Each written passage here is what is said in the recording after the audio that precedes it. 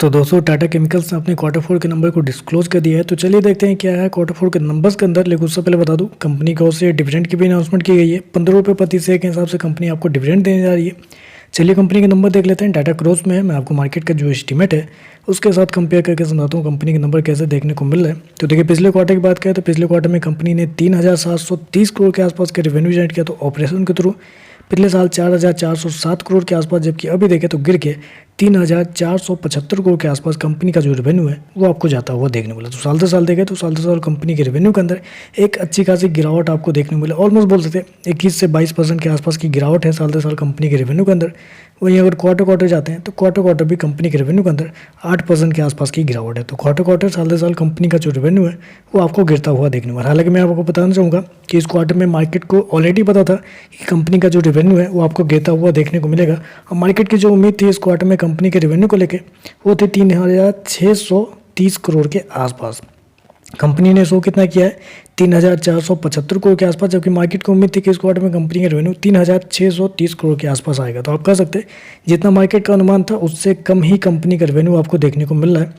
खर्चे की बात करते हैं, पिछले क्वार्टर में कंपनी ने 3,566 करोड़ खर्च किए थे, पिछले साल 3,809 करोड़, जबकि अभी देखें तो कंपनी का जो खर्चे हैं 3,433 करोड़ के आसपास आपको देखने को मिला है। तो कंपनी के खर्चे देखें तो कंपनी के खर्चे मतलब थोड़े से तो हाई लग रहे हैं इस क्वार्टर में। चलिए कंपनी का नेट प्रॉफिट क्या निकलता है वो देखते हैं। तो देखिए पिछले क्वार्टर की बात करें तो पिछले क्वार्टर में कंपनी 194 करोड़ के प्रॉफिट में थी, पिछले साल 692 करोड़ के आसपास का प्रॉफिट, जबकि इस क्वार्टर में देखें तो कंपनी घाटे में जाते हुए देखने को मिले। जी हाँ, मेरे हिसाब से बहुत लंबे समय बाद, कई क्वार्टर के बाद कंपनी घाटे में आपको जाते हुए देखने को मिली। जहां 692 करोड़ का कंपनी को प्रॉफिट हुआ था, अभी देखें तो कंपनी 841 करोड़ के लॉस में आपको जाते हुए देखने को मिली। जबकि मार्केट का अनुमान था कि इस क्वार्टर में कंपनी का जो प्रॉफिट है 195 करोड़ के आसपास आता हुआ देखने को मिलेगा। लेकिन एग्जैक्टली देखें तो मार्केट का अनुमान से बहुत कम कंपनी का प्रॉफिट देखने को मिला है। जहाँ कंपनी मार्केट पॉजिटिव उम्मीद कर रहा था वहाँ कंपनी का जो प्रॉफिट है वो लॉस में देखने को मिला। हालांकि इसके पीछे का रीजन भी है, रीजन है कंपनी का एक्सेप्शनल आइटम, क्योंकि इस क्वार्टर में कंपनी को 963 करोड़ के आसपास का एक्सेप्शनल आइटम में लॉस लगा है, जिसकी वजह से कंपनी का जो प्रॉफिट है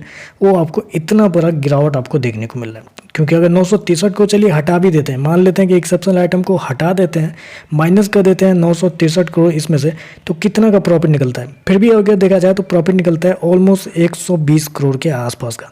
ठीक है, 120 करोड़ के आसपास, जबकि मार्केट का उम्मीद था 195 करोड़ के आसपास। तो कह सकते हैं आप कि अभी भी एक्सेप्शनल आइटम हटाने के बाद भी, कैलकुलेट करने के बाद भी कंपनी का जो प्रॉफिट है मार्केट के एस्टीमेट से बहुत कम आपको देखने को मिल रहा है। ईपीएस की बात कर लेते हैं।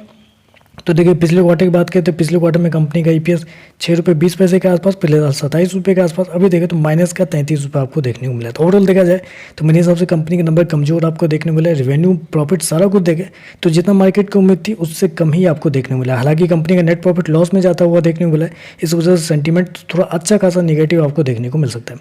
तो चलिए बस आज के लिए बस इतना ही। वीडियो पसंद आए तो लाइक कीजिएगा, साथ में साथ चैनल को सब्सक्राइब जरूर कीजिएगा। धन्यवाद।